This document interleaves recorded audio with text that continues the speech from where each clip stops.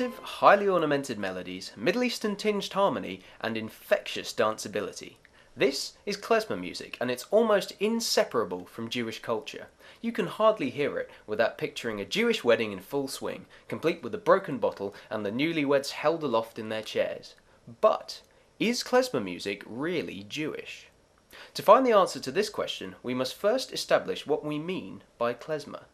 The word is a combination of two Hebrew words, kle, meaning tool or vessel, and tzemer, to make music. Klezmer can therefore refer to either a musical instrument or a musician. The word was not actually used to describe a genre until 1977 by the Californian klezmer revival band, the Klezmorim. Merlin Shepherd, one of the UK's leading klezmer musicians, gives us this somewhat long-winded definition. Anything that has come from East European Jewish wedding music as played by Yiddish-speaking people. Perhaps the reason it's hard to come up with a brief definition for klezmer is that it's such a varied style of music, which has changed and evolved hugely through the centuries. The main thing I take from Merlin's definition is that klezmer is primarily wedding music. It traditionally accompanied the various stages of the marriage celebration, from the procession of the parents through the streets to the joyful dances at the reception. From the youngest to the oldest, everyone at a Jewish wedding dances, and they all know the steps that go with the various types of tunes. There is an old Yiddish saying that sums it up. A wedding without music is like a piss without a fart. It's clearly an essential part of Jewish culture, and one of the few things that bound the Jews from countries across Europe together. So, what are the origins of the music's character? Where does that distinctive, slightly Middle Eastern flavour come from, and why are there so many expressive ornamentations to the melody? An unmistakable feature of the klezmer style is the krecht, or sob. The main melody instruments, like the clarinet, violin or trumpet, try to imitate the sound of the human voice while playing. The krecht is like a little moan or sigh, lamenting the Jewish people's loss of their home in the Holy Land, like this.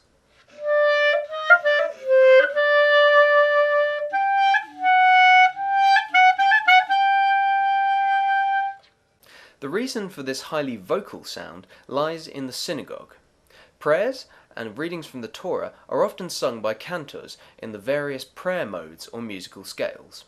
One of these is the Ahava Rabbah, or abounding love mode, also known as Phrygish, or in Western classical music, Phrygian, which sounds like this.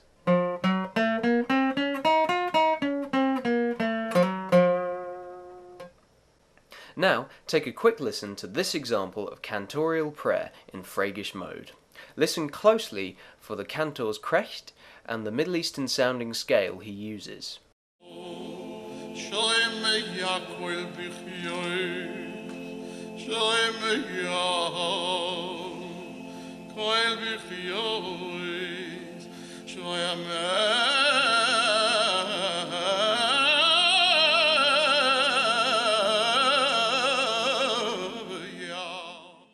Now, listen to this classic klezmer tune, Der Heze Bulgar.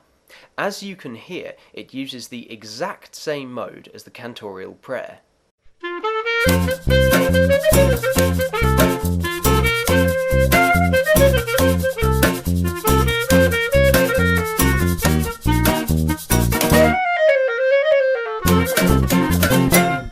So far, it looks like a very strong case could be made for klezmer being Jewish music. It originates in traditional Jewish weddings, and it takes its expressive vocal quality and melodic modes from Jewish cantorial prayer. However, the truth of the matter can be found in the colourful history of the people who played it, the Klezmorim. They were rowdy, itinerant outlaws, scratching a living as freelance musicians across Eastern Europe wherever they could find work. They were the original Jewish bad boys with no respect for the synagogue or any kind of local religious establishment.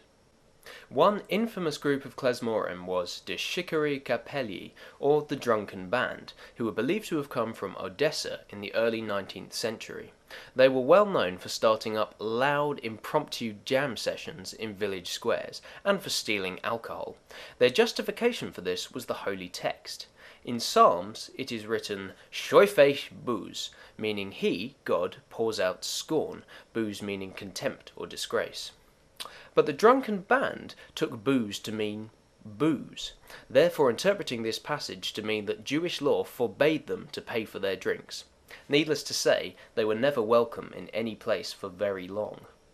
The Klezmorim travelled in their groups from village to village, playing at weddings and other joyful celebrations for Jewish people. But it wasn't just the Jews they played for. They could not afford to be so picky. They played for just about anyone who wanted music, and they had a different set of tunes and repertoire depending on who they were playing for. Of the different types of klezmer tunes, few are purely Jewish in origin. In fact, I can only think of two.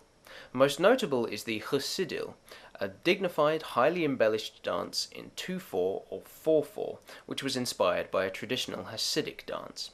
Other than that, there's the Anigan, which is Hebrew for melody, a mid-pace dance in 2/4. Apart from these two, most other varieties of klezmer tunes come from the folk dances of countries in Eastern Europe. From Poland, there's the polka, from Hungary, the czardas, and from Bulgaria, the bulgar, a fast dance in 4/4, with quavers split into groups of 3, 3, and 2, like this.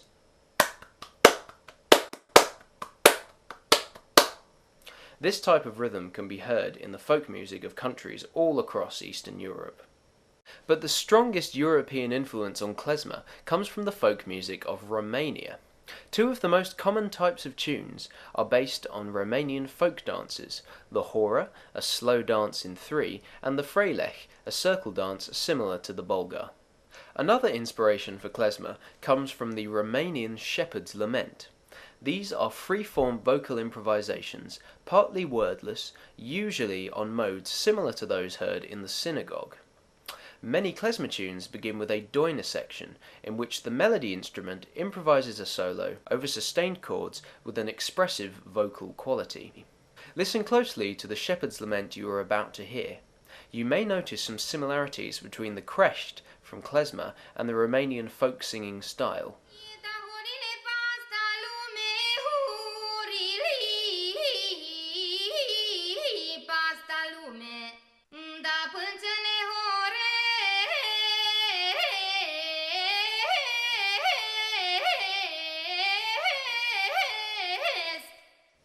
It is not unlikely that the krești heard in klezmer was influenced by this style of singing, where the sound is produced less in the diaphragm, more in the throat and nasal passages, resulting in a more piercing tone that carries well over long distances. This technique was developed so that shepherds could communicate with each other from afar. So, where does this leave us with regards to the question, is klezmer Jewish?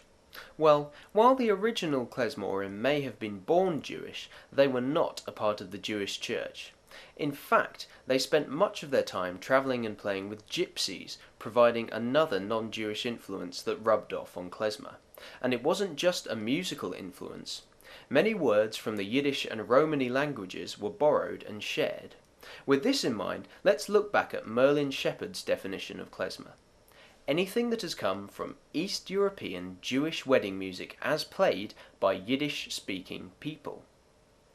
Since the Yiddish and Romany languages are so alike, this suggests that gypsies and Jews could play klezmer. While the modes and melodies of klezmer are inspired by prayer in the synagogue, many of the piece's rhythms and structures come from secular folk music.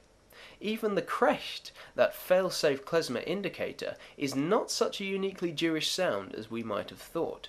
However, this mixture of Jewish and non-Jewish influences still leaves some room for doubt as to whether or not klezmer is Jewish. To find a definite answer to our question, we must look beyond klezmer's history and examine its development in recent years. Klezmer was largely neglected for decades after the Second World War, as Jews were forced to flee Europe for the US, UK, and other parts of the world. However, in the 1970s and 80s, a few Jewish musicians in America, including violinist Yael Strom and Henry Sapoznik of the newly founded Klezkamp Festival in New York, began listening to old recordings from the likes of Dave Tarras and Naftula Brandwein. Through careful listening, they rediscovered much of the old repertoire and learnt the traditional playing techniques. Thanks to the likes of clarinetist Giora Friedman and the Klezmatics, klezmer enjoyed a revival in interest in the 80s and has only gained in popularity since. Now you can hear bands from across the world blending the klezmer sound with many different genres. In the Netherlands, the Amsterdam Klezmer Band play a mixture of klezmer and ska, while in Toronto, Canada, the Lemon Bucket Orchestra have risen to fame for their fusion of klezmer with Balkan beats and a punk attitude. Here they are making a nuisance of themselves on an Air Canada flight.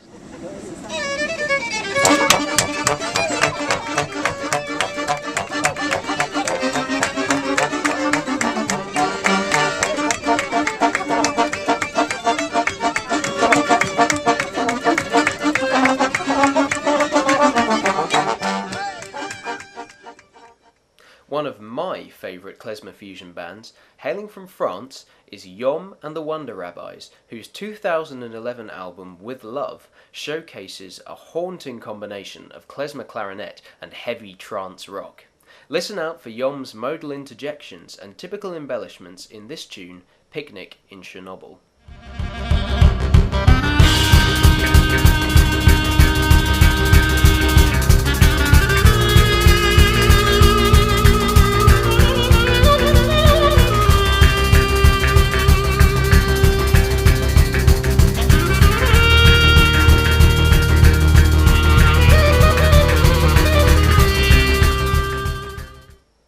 Evidently, klezmer has been given a new lease on life owing to its adaptability, and has gained wide appeal far beyond the bounds of the Jewish weddings it was originally intended for. But, do you have to be Jewish to play klezmer? Some purists might argue that the spirit of the music, its yearning for the lost homeland, and its joy in the face of suffering, is something that only a Jew could truly evoke. I say, nonsense. Do you have to be a deaf German to play a Beethoven piano sonata? Do you have to be American to watch a Hollywood movie? Do you have to be Christian to celebrate Christmas? Of course not.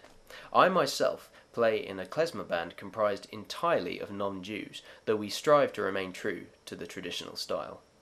For me, the answer to the question has to be no. Klezmer is not Jewish.